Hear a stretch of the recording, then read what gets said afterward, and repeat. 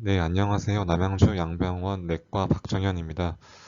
오늘은 잠복결핵에 대해서 알려드리도록 하겠습니다. 음, 해당 자료는 남양주 보건소에서 잠복결핵 대상자에게 배포되는 공문을 바탕으로 해서 작성을 하였습니다. 잠복결핵 감염에 대해서 설명을 드리겠습니다. 몸 안에 결핵균이 있지만 활동을 하고 있지 않는 상태를 말하고요. 증상도 없고 타인에게 전파를 시키지도 않습니다. 즉, 타인에게 전염 능력이 없다라는 뜻이어서 같이 지내더라도 결핵을 옮을 일이 전혀 없습니다. 하지만 나중에 잠복결핵을 치료하지 않은 경우에 10% 정도에서 결핵으로 발병을 하기 때문에 미리 치료를 한다면 나중에 결핵이 발생하는 것을 막아줄 수 있다 하는 그런 예방적인 개념이 되겠습니다. 그렇기 때문에 치료를 고려를 하게 되는데요. 특히 어떤 분들이냐 하면 면역력이 떨어져 있는 분들이 치료를 하면 좋습니다. 잠복결핵 양성자는 결핵 환자가 아닙니다. 여기서 말하는 결핵 환자는 활동성 결핵 환자를 말하는 것입니다. 따라서 활동성 결핵 환자는 전염력이 있지만 잠복결핵은 전염력이 없기 때문에 업무 제한을 당할 필요가 없습니다. 치료를 원하는 분들은 보건소로 원래는 방문을 했었었는데 최근 코로나 이슈로 인해서 보건소에서는 이제 방문해서 치료받기는 어려운 상태이고요.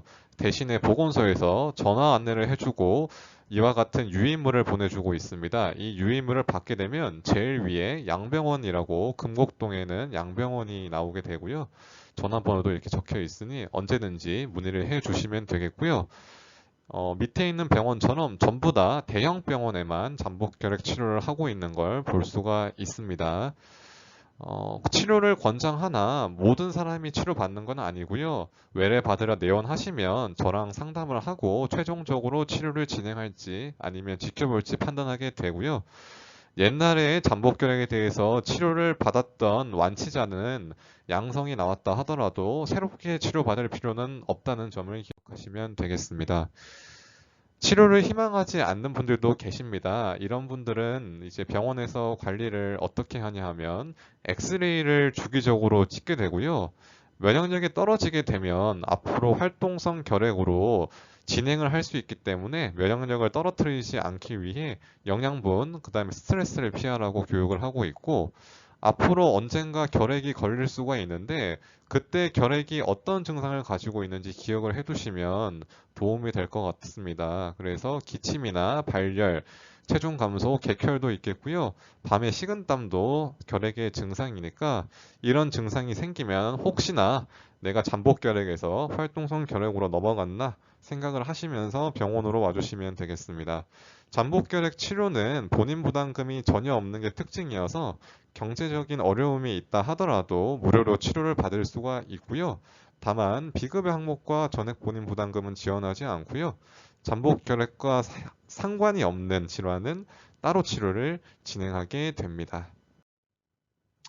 치료 안내문을 마저 보시면 병원에 오시게 되면 병력 확인을 먼저 하고 활동성 결핵을 배제하기 위해서 엑스레이 찍게 되고요. 그 다음에 약을 먹기 전에 간 수치가 정상인지 콩팥 기능이 정상인지 먼저 확인을 하는 피 검사를 진행하고 나서 정상이 나오면 약을 먹게 됩니다. 약은 크게 세 가지 방법이 있는데 이소니아지드랑 리판핀 병합요법 3개월짜리를 가장 선호하시는 경향이 있고요.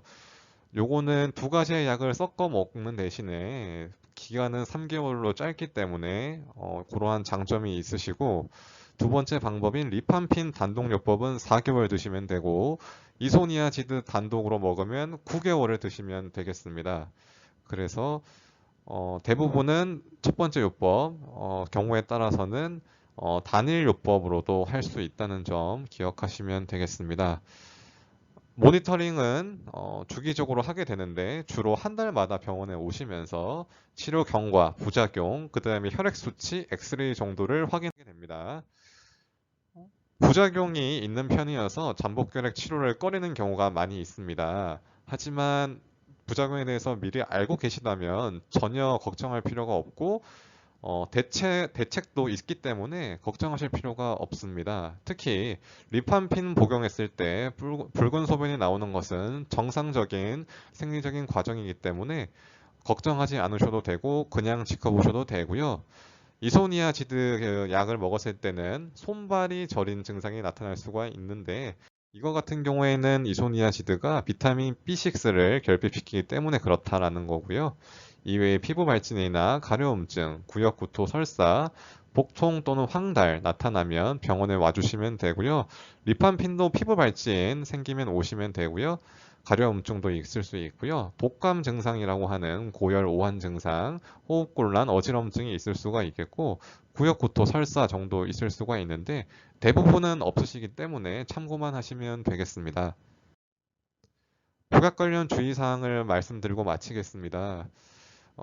규칙적인 시간에 꾸준히 복용하는 것이 가장 중요하고요. 혹시나 잊어버리셨다 하더라도 생각나는 즉시 바로 드시는 걸 추천드리고 놓쳤다고 해서 하루 건너뛰는 것은 추천하지 않습니다.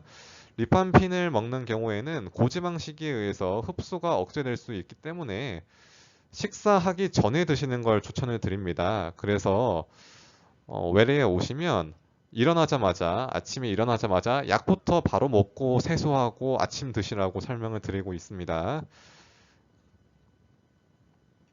네, 이상으로 발표를 마치겠습니다.